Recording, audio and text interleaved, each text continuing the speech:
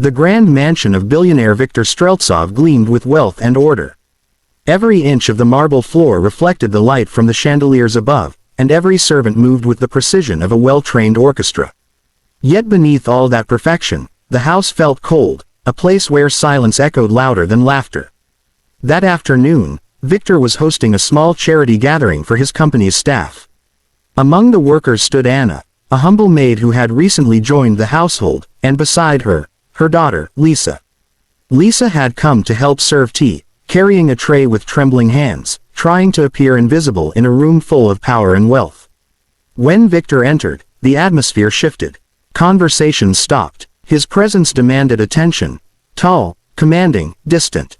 He nodded briefly to the guests before his gaze landed on Lisa. The young woman froze for a moment, her eyes drawn not to the man himself but to a photograph on the marble fireplace behind him. It was a picture of a smiling boy, about 5 years old, holding a wooden airplane. Lisa's breath caught. Her eyes widened with disbelief. Her voice, barely a whisper, broke the silence of the room. "Sir, this boy lived with me in the orphanage." Every head turned toward her. Anna's face drained of color. The tray in Lisa's hands rattled as porcelain cups clinked softly. Viktor frowned, confused. "What did you just say?" Lisa pointed to the photograph, her voice trembling. "I know him. His name was Daniel. We grew up together, before they took him away." The room fell silent again, but this time, it wasn't from respect. It was the sound of something awakening deep within Viktor, a memory he had buried 10 years ago. Viktor's heart seemed to stop.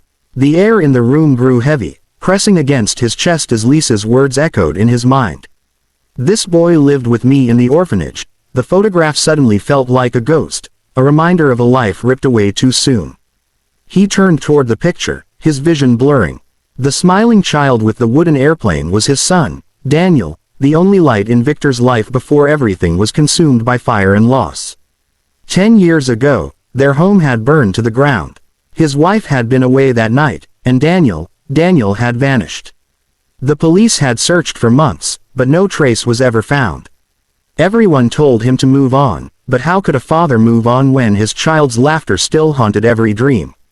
Now, this trembling young girl was telling him his son had lived, somewhere out there, alone, while he, Viktor, had drowned himself in business, money, and walls of glass and steel.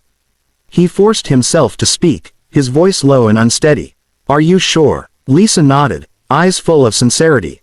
"Yes, sir. His name was Daniel. He often cried at night, said he missed his father. He had a little pendant around his neck, with the letters VS. He never took it off." Viktor's knees nearly gave way. That pendant, he had given it to Daniel on his 5th birthday. His initials, his promise that he would always protect him. But he hadn't. For years, he had buried the pain under success, pretending that time could erase guilt. Yet now, standing before this simple girl, the truth cracked open his heart, and grief, long dormant, came flooding back like a wave he could no longer fight. Lisa's hands trembled as she continued, her voice soft but steady. "Daniel was different from the other children in the orphanage," she said. "He was quiet, but his eyes, they were full of hope.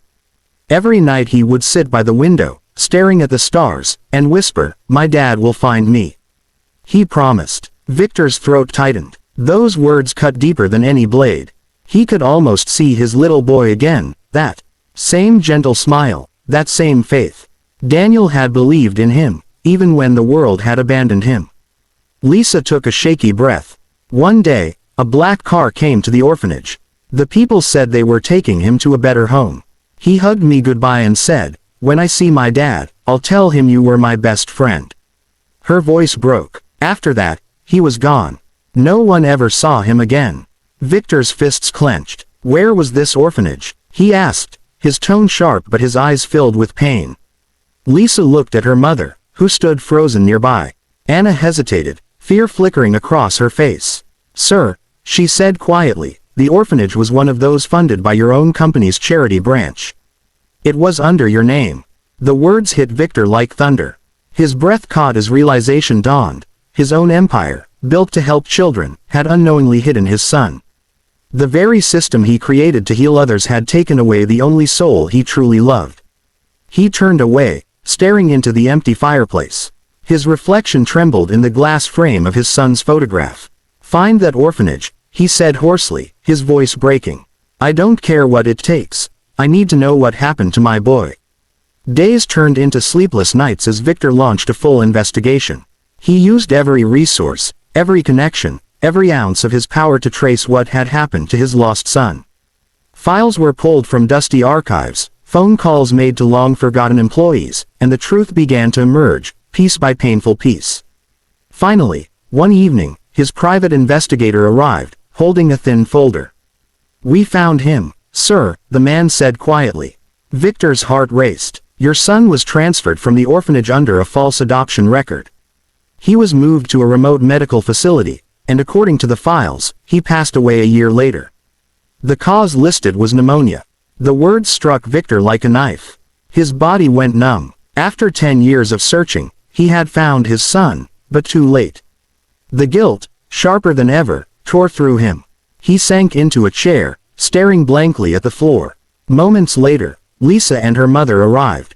Lisa held something small wrapped in a faded cloth. "Sir," she said softly, her eyes filled with tears, "he asked me to keep this safe in case his father ever came." She placed it in Victor's trembling hands. It was a tiny wooden airplane, chipped, old, but still carrying the warmth of a child's touch. The same toy from the photo. Victor pressed it to his chest as tears streamed down his face. "He called it Daddy's light," Lisa whispered. "He said it helped him not to be afraid at night." For the first time in a decade, Victor wept openly. All the walls of pride, power, and control crumbled. The billionaire who once ruled empires now sat broken, a father mourning the child he had lost, and the years he could never reclaim. A month later, the once sterile halls of Viktor Streltsov's corporation looked different. The man who had been known for his cold efficiency and ruthless ambition had vanished. In his place stood someone humbler, quieter, and profoundly changed. That morning, the city gathered for the grand opening of the Daniel Foundation, a home for orphans built in memory of Victor's son.